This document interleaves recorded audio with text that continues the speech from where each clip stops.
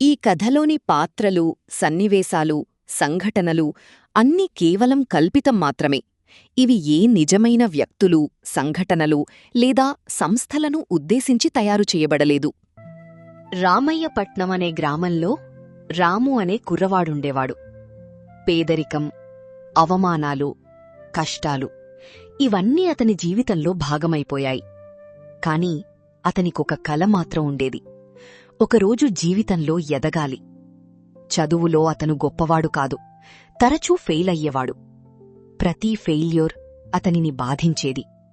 కాని అది అతని ప్రయాణాన్ని ఆపలేదు. ఒకరోజు తన గ్రామాన్ని వదిలి నగరానికి బయల్దేరాడు. జేబులో డబ్బు తక్కువ, కాని గుండెల్లో ఆశ ఎక్కువ. నగరానికి వచ్చాక ఇంటర్వ్యూలు మొదలయ్యాయి. కాని ప్రతి చోటా ఒకటే సమాధానం: మీకు అనుభవం లేదు. పగలు చిన్న చిన్న పనులు, రాత్రిళ్ళు చదువు. నిద్ర లేకుండా, విశ్రాంతి లేకుండా తన భవిష్యత్తు కోసం పోరాడుతున్నాడు. రోజులు నెలలయ్యాయి. రిజెక్షన్స్ పెరుగుతున్నాయి. కాని అతని పట్టుదల కూడా పెరుగుతోంది. చివరికి అతను ఎదురుచూసిన రోజు వచ్చింది. ఒక కంపెనీ నుంచి కాల్ వచ్చింది.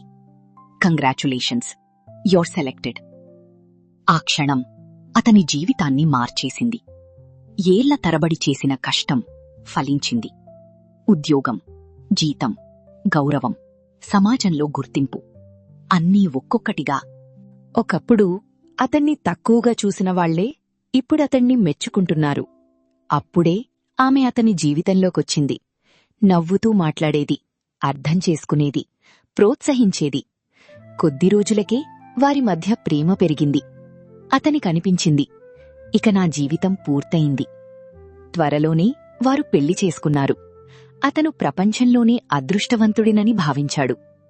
మొదట్లో అన్నీ బాగానే కనిపించాయి. ప్రేమ, సంతోషం, ఆనందం.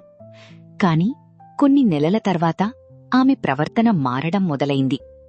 చిన్న చిన్న కోపాలు, అనవసరమైన గొడవలు, వింత ప్రవర్తన. నెమ్మదిగా అతన్ని కుటుంబానికి దూరం చేసింది. నువ్వు నాకు మాత్రమే కావాలి అని చెప్పేది. ఆ తర్వాత ఆమె దృష్టి మొత్తం డబ్బుమీద పడింది. అతనికది కాస్త విచిత్రంగా అనిపించింది. ఒకరోజు ఆమె రహస్యంగా ఎవరో వ్యక్తితో మాట్లాడుతున్నట్టు గమనించాడు. కాని అది పెద్ద విషయం కాదనుకున్నాడు. అక్కడే అతను చేసిన అతిపెద్ద తప్పు. ఎందుకంటే అది కేవలం ఒక ఫోన్ కాల్ కాదు. అతని డబ్బు, అతని ఆస్తి, అతని జీవితమే లక్ష్యంగా మారిపోయింది. ఒక ప్రమాదంలా కనిపించే ప్రణాళిక. కాని అది ప్రమాదం కాదు, పూర్తిగా సిద్ధం చేసిన ఉచ్చు. అయితే కొన్ని చిన్న విషయాలు అతని దృష్టికి వచ్చాయి. ఆమె మాటల్లో మార్పు, ఆమె ప్రవర్తనలో మార్పు. అనుమానం మొదలైంది. మొదట చిన్నగా, తర్వాత పెద్ద నిజంగా మారింది. ఒకరోజు అతను కొన్ని మెసేజెస్ చూశాడు. ఆ క్షణం అతని ప్రపంచం కూలిపోయింది. తాను ప్రేమించిన వ్యక్తే తనకు అత్యంత ప్రమాదకరమైన వ్యక్తి అని తెలుసుకున్నాడు. అతను భయపడలేదు, ఆవేశపడలేదు, తెలివిగా వ్యవహరించాడు. సాక్ష్యాలు సేకరించాడు. అన్ని నిజాలను రికార్డ్ చేశాడు. సమయానికి చర్య తీసుకున్నాడు. చివరికి ఆమె ప్రణాళిక విఫలమైంది. చట్టం ముందు నిజం గెలిచింది. కాని అతని మనస్సు మాత్రం విరిగిపోయింది. అయినా అతను మళ్లీ లేచాడు. కొన్ని గాయాలు జీవితాంతం మిగిలిపోతాయి. కాని అవి మనల్ని బలహీనులను చెయ్యవు, బలమైన వారిగా మారుస్తాయి. ఈ కథ మనకు ఒక గొప్ప పాఠం చెబుతుంది. విజయమంటే కేవలం డబ్బు సంపాదించడం కాదు, సరైన వ్యక్తులను జీవితంలో ఎంచుకోవడం కూడా విజయం. ఎందుకంటే ప్రపంచంలోని అతిపెద్ద సంపద మనశ్శాంతి.